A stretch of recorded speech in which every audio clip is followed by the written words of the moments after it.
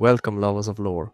Today we embark on an exploration of the cosmic powers that shaped the world of Tolkien's legendarium.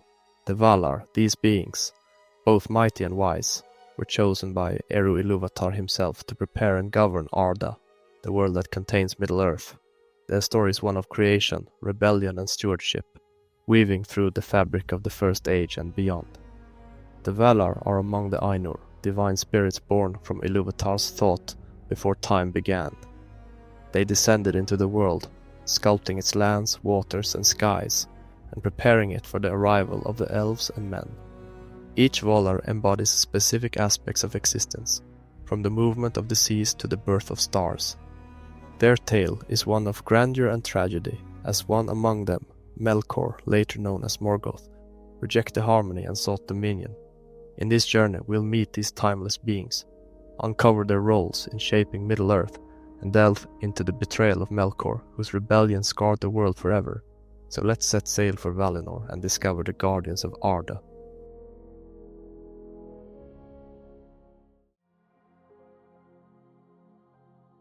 The story of the Valar begins with the music of the Ainur, a divine symphony orchestrated by Eru Ilúvatar.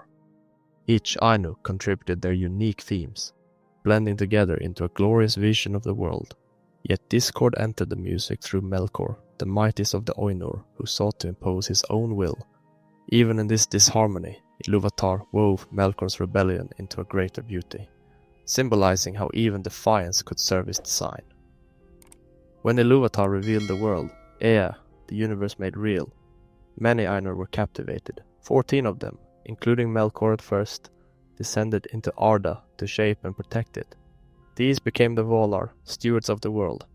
Working in harmony, they crafted the mountains, seas, forests, and stars, preparing the world for the children of Ilúvatar. The Valar ruled from Valinor, their home in the Undying Lands, guiding Arda with wisdom and compassion. But as we'll see, their unity was tested by the ambitions of one of their own.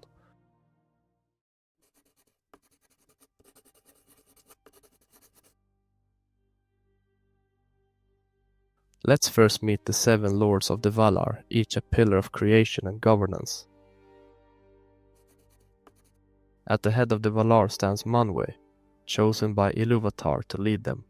As the lord of air, wind and sky, Manwë governs from Taniquetil, the tallest mountain, where he can see across the lands of Arda. His connection to the eagles, the great heralds of the skies, symbolizes his far-reaching vision. Known for his gentleness and wisdom, Manwë represents the ideal of leadership through service, yet his inability to fully grasp the malice of Melkor led to some of the tragedies that befell Arda. Ulmo is the solitary ruler of the seas, rivers and rains. Unlike the other Valar, he rarely resides in Valinor, preferring to roam the waters of the world. He plays a crucial role in the lives of elves and men, delivering counsel through dreams and the music of rivers. Ulmo's connection to water symbolizes adaptability and persistence, qualities that make him one of the most enduring protectors of Middle-earth. Aulë is the craftsman of the Valar, shaping the very bones of the earth. He forged the lands, mountains and treasures that would later captivate elves, men and dwarves alike. His impatience led him to create the dwarves, a race that Ilúvatar later sanctified. Aulë's relationship with his creations mirrors both the joy and the dangers of unbridled creativity.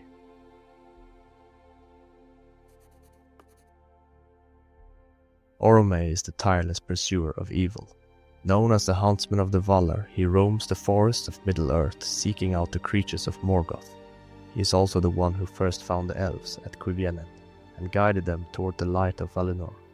Orome's love for nature and his unrelenting pursuit of justice make him a protector of the wild.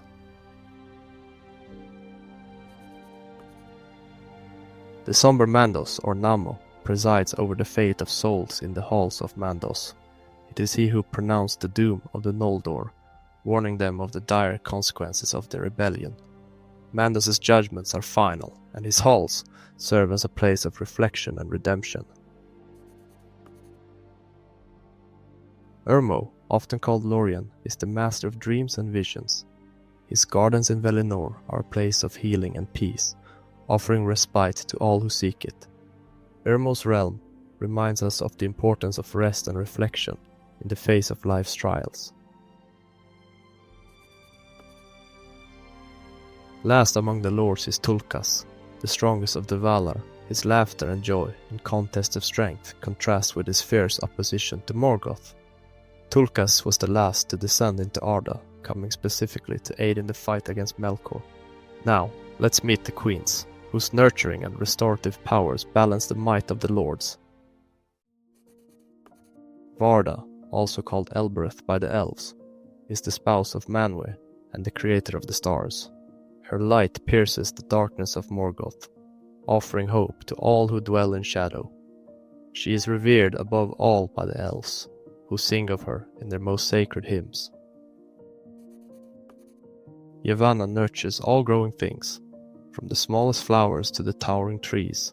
She created the 2 trees of Valinor, which illuminated the world before the creation of the sun and moon. Her sorrow for the harm done to nature is a poignant reminder of the need for preservation. Nienna, the Lady of Sorrow, teaches endurance through grief. Her tears for the destruction of the 2 trees contributed to the creation of the sun and moon. Nienna's lessons remind us that through sorrow we find strength and wisdom. Este, the spouse of Ulmo, is a gentle figure who provides rest and healing. Her domain in Lorien's gardens offers solace to all who seek relief from the burdens of the world. Vaire, the spouse of Mandos, weaves the history of the world into her great tapestries, which line the halls of Mandos. Her work ensures that the deeds of the past are never forgotten. Vanna embodies renewal and eternal youth. Wherever she goes, flowers bloom and birds sing, symbolizing the perpetual beauty of creation. Nessa, the spouse of Tulkas, is known for her grace and speed. She represents the joy of unrestrained movement and vitality. Melkor was one of the greatest of the Ainur, and for a time he was counted among the Valar, the powers of Arda. Gifted with unmatched strength and intellect, Melkor's place among the Valar should have been one of leadership and harmony. However, his immense potential was also his undoing. Melkor desired mastery over creation itself, and sought the flame imperishable, the secret spark of life that only Eru Ilúvatar possessed. In the early days of Arda, Melkor worked alongside the Valar in shaping the world. He was responsible for crafting aspects of the earth and its physical forms. But even then, his creations were marred by his pride and desire for domination. While the other Valar sought to harmonize their efforts with Ilúvatar's vision, Melkor wanted to reshape the world to his will, seeing the other Valar as rivals rather than collaborators. At first the Valar tolerated Melkor, recognizing his potential and hoping he might align with their purpose. Manwë, the High King of the Valar and Melkor's brother in the mind of Ilúvatar, was particularly patient, attempting to guide him back to the light. However, Melkor's envy of Manwë and his growing disdain for the Valar's collective authority eventually led to open conflict. Melkor's rebellion began in earnest when he destroyed the 2 lamps, plunging the world into chaos and claiming dominion over Arda. This act marked the first great betrayal.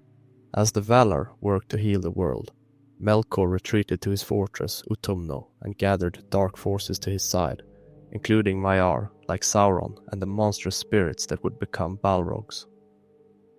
From this stronghold, Melkor waged war against the Valar, corrupting their works and introducing evil into the world. He twisted living beings into grotesque parodies of their original forms, such as orcs, who were believed to be a cruel mockery of elves. His betrayal was not just of the Valar, but of Ilúvatar himself, as Melkor sought to subvert the Creator's grand design. Melkor's fall was driven by pride, envy, and a refusal to accept that his role was part of a greater whole. Unlike the other Valar, who worked in concert with Ilúvatar's design, Melkor yearned to create independently. His rebellion was both philosophical and personal, a rejection of harmony in favor of self-glorification. He believed his strength entitled him to rule over all, and when this was denied, his bitterness consumed him, transforming him into Morgoth, the black foe of the world.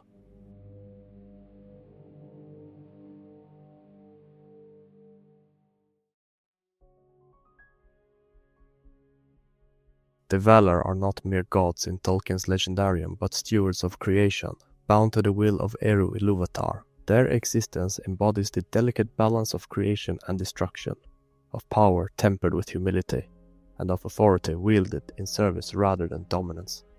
Each of them plays a role in shaping Arda, their combined efforts creating a tapestry of both beauty and sorrow.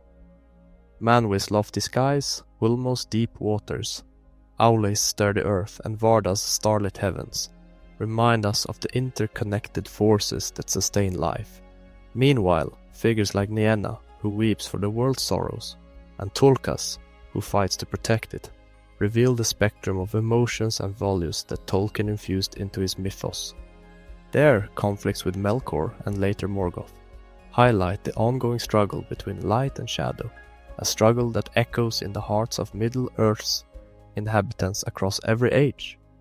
The Valar, though immensely powerful, are not infallible. Their misjudgments, such as their initial hesitance to confront Melkor or their strained relationship with the rebellious Noldor, humanize them, making them relatable despite their divine nature. These flaws serve as reminders that even those with great power must grapple with choices, consequences, and the burden of leadership. But the Valar are not alone in their purpose. The Maiar, such as Manwë, Osse, and Melian, act as their hands, extending their influence across Arda, sometimes in ways unforeseen even by the Valar themselves, and the children of Ilúvatar, elves and men, were ultimately entrusted with the world's destiny, a testament to Tolkien's belief in free will and the indomitable spirit of mortal beings. As we reflect on these immortal guardians, we're left with a question that only you, the audience, can answer. Which of the Valar resonates most with you? Do you admire the unyielding justice of Mandos, the nurturing care of Yavanna, or perhaps the unshakable strength of Tulkas? Or does Varda's eternal starlight, shining even in the darkest of times, speak to your heart? Let me know in the comments. I'd love to hear your thoughts and continue the conversation. If you enjoyed this deep dive into the Valar and their roles in Tolkien's vast legendarium, please like, comment, and subscribe to the channel. Your support means everything to me. It's what keeps these tales alive. And if there's another topic or character you'd love to see explored, don't hesitate to suggest it. Until next time, may the stars of Varda guide your journey, and may the wisdom of the Valar inspire you to see the beauty and courage in your own story.